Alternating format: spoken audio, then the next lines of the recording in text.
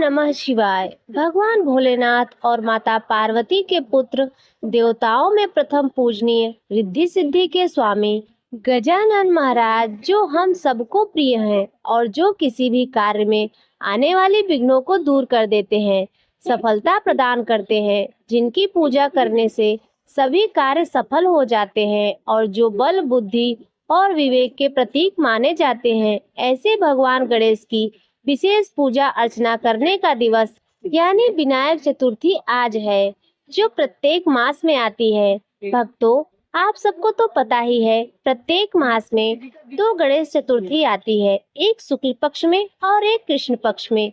जो कृष्ण पक्ष में पड़ती है उसको संकष्टी गणेश चतुर्थी व्रत कहते हैं और जो शुक्ल पक्ष में पड़ती है उसको विनायक चतुर्थी व्रत कहते हैं। तो प्रिय भक्तों, यह विनायक चतुर्थी जो श्रावण मास के शुक्ल पक्ष में पड़ी है, अति दुर्लभ है। आज के दिन भगवान गणेश की कथाएं सुनना अत्यंत फलदायी माना जाता है। इस दिन अगर भगवान गणपति महाराज की पूजा पूरी श्रद्धा और निष्ठा से की जाए तो वे अत्यंत प्रसन्न होते हैं। इस दिन भक्त व्रत उपवास रखकर भगवान गणेश जी की पूजा आराधना करके उनकी दिव्य कथाओं का श्रवण करते हैं और अपना मनवांछित फल प्राप्त करते हैं। तो चलिए आज के इस वीडियो में हम भी विनायक चतुर्थी के अवसर पर भगवान गणेश जी की सुंदर कथा का श्रवण करते हैं और उनकी पूजा विधि संध्या के समय किस तरह करनी चाहिए उसका भी विवरण हम आपको बताएंगे। तो चलिए इस पवित्र कथा का आरंभ करते हैं। श्रावण मास की परम पावन विनायक चतुर्थी इस बार 28 जुलाई 2025 दिन सोमवार को मनाई जा रही है, जो कि आज है। इस दिन सुबह ब्रह्म मुहूर्त में उठकर अपने नित्य कर्म से शुद्ध होकर भक्त लाल वस्त्र धारण करके सबसे पहले गणेश जी की प्रतिमा को स्वच्छ स्थान पर स्थापित करते हैं। उसके बाद शंख और घंट आदि के द्वारा भगवान गणेश जी का आवाहन करते हैं। उनके समक्ष बैठकर अपने व्रत का संकल्प लेते हैं। जिनके पास गणेश जी की मूर्ति है वे उनका गंगा जल से अभिषेक या स्नान करवाते हैं। चंदन, कुमकुम और फूलों के द्वारा गणेश जी का श्रृंगार करते हैं और उनके समक्ष धूप और दीप जलाकर उन्हें अर्घ्य प्रदान करते हैं। तत्पश्चात गणेश जी की आरती की जाती है, उनके स्तोत्र का पाठ किया जाता है और उसके बाद उनको प्रिय लड्डू या फिर मोदक का भोग लगाया जाता है। इस प्रकार भक्त संपूर्ण दिन उपवास करते हैं और संध्या के समय भी विशेष रूप से उनकी पूजा आराधना करते हैं। आइए अब हम विनायक चतुर्थी की पौराणिक कथा सुनते हैं। एक दिन भगवान शिव और माता पार्वती नर्मदा नदी के किनारे बैठे थे और तब माता पार्वती ने समय व्यतीत करने के लिए भगवान शिव से चौपड़ खेलने के लिए कहा और शिव जी भी तैयार हो गए। लेकिन माता पार्वती ने भगवान शिव से कहा कि हे स्वामी, इस खेल में हार और जीत का निर्णय कौन करेगा। तो उस समय भगवान शिव ने कुछ तिनके एकत्रित किए और उसका एक पुतला बनाकर उसकी प्राण प्रतिष्ठा कर दी और उस पुतले से कहा, हे पुत्र, हम चौपड़ खेलना चाहते हैं, लेकिन हमारी हार जीत का निर्णय करने वाला कोई नहीं है, इसलिए तुम बताना कि हम दोनों में से कौन हारा और कौन जीता। इस प्रकार बालक को अपने खेल का साक्षी बनाकर भगवान शिव और माता पार्वती चौपड़ खेलने लगे। यह खेल 3 बार खेला गया और संयोग से तीनों बार ही माता पार्वती ही जीती। अब खेल समाप्त होने पर माता पार्वती ने बालक से पूछा कि हे पुत्र, बताओ इस खेल में कौन हारा और कौन जीता। तब उस बालक ने महादेव जी को विजय बताया और यह सुनकर माता पार्वती अत्यंत क्रोधित हो गई। क्रोध में आकर उन्होंने उस बालक से कहा, हे दुष्ट बुद्धि बालक, तुमने न जाने किस कारण से यह गलत निर्णय लिया है, लेकिन मैं तुम्हें श्राप देती हूँ कि आज से तुम अपंग होकर कीचड़ में ही पड़े रहोगे। माता पार्वती की इस प्रकार क्रोधित देखकर उस बालक ने माता पार्वती से क्षमा याचना की और कहने लगा, माता, मुझसे अज्ञानतावश ऐसा हुआ है, मैंने किसी द्वेष भाव से ऐसा नहीं किया। जब उस बालक ने इस प्रकार आद्य स्वर में क्षमा याचना की तो माता पार्वती ने कहा, हे बालक, मेरा यह श्राप मिथ्या नहीं जा सकता, लेकिन कुछ समय के बाद यहाँ गणेश पूजन के लिए कुछ नाग कन्याएं आएंगी। उनके कहे अनुसार तुम भी गणेश जी का व्रत करना और ऐसा करने से तुम मुझे प्रसन्न कर पाओगे। इतना कहकर माता पार्वती शिव जी के साथ कैलाश पर्वत पर चली गई। अब समय बीतने लगा। 1 वर्ष के बाद माता पार्वती द्वारा कहे अनुसार उस स्थान पर कुछ नाग कन्याएं आई और तब उस बालक ने नाग कन्याओं से भी गणेश व्रत की संपूर्ण विधि जानी। यह विधि जानकर 21 दिन तक उस बालक ने गणेश जी का व्रत किया। उसकी श्रद्धा और भक्ति से भगवान गणेश प्रसन्न हो गए। तब उन्होंने उस बालक से कहा, हे बालक, मैं तुम्हारी तपस्या से अत्यंत प्रसन्न हूँ।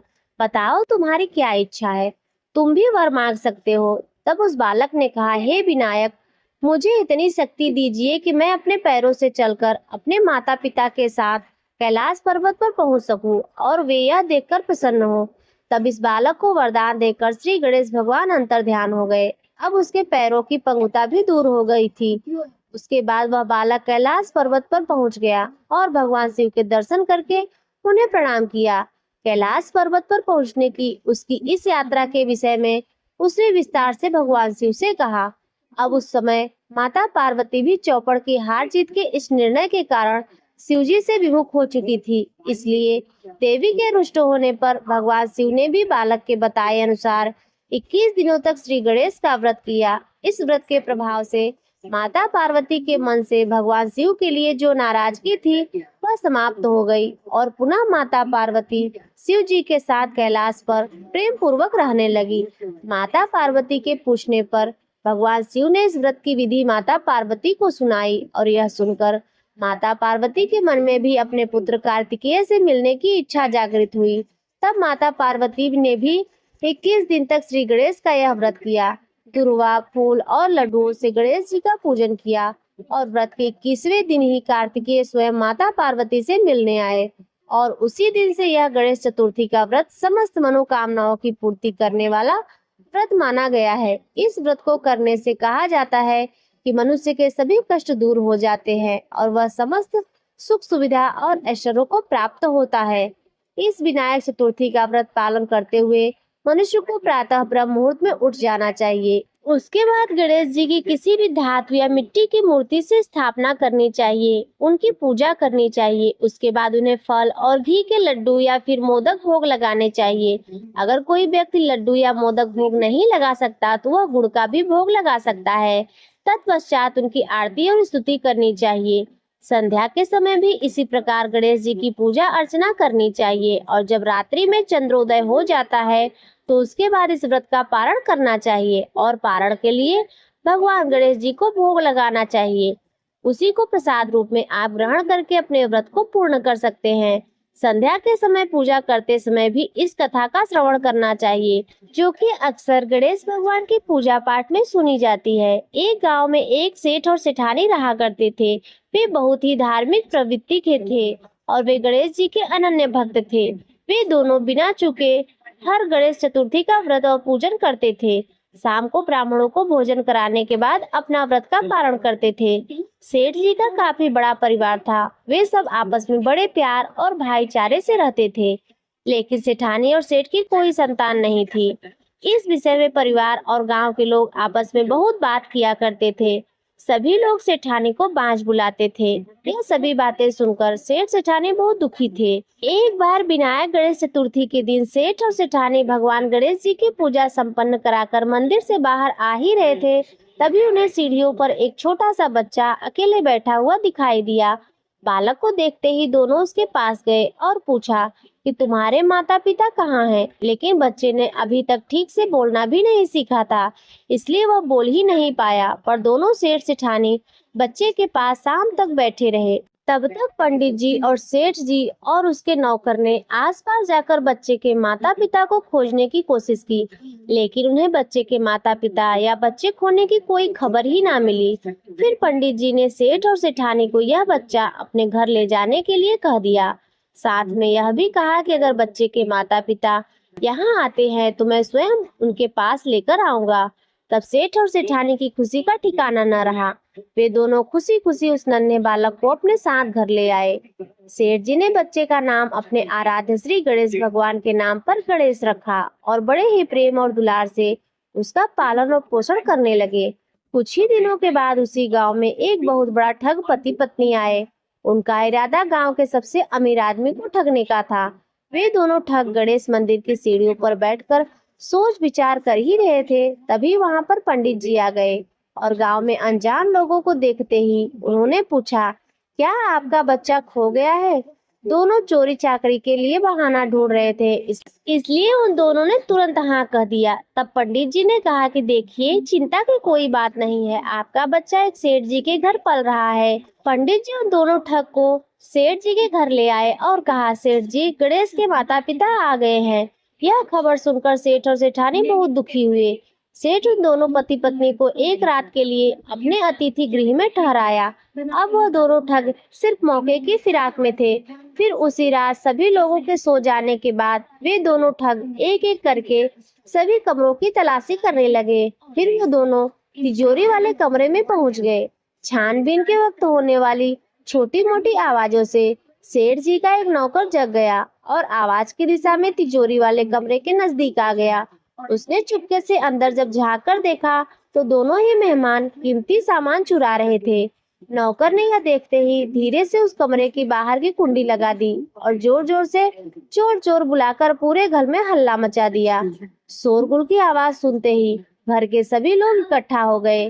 तब सेठ जी ने उन दोनों चोर पति पत्नी को कमरे से बाहर निकाला और सुबह ही पंचायत में हाजिर कर दिया।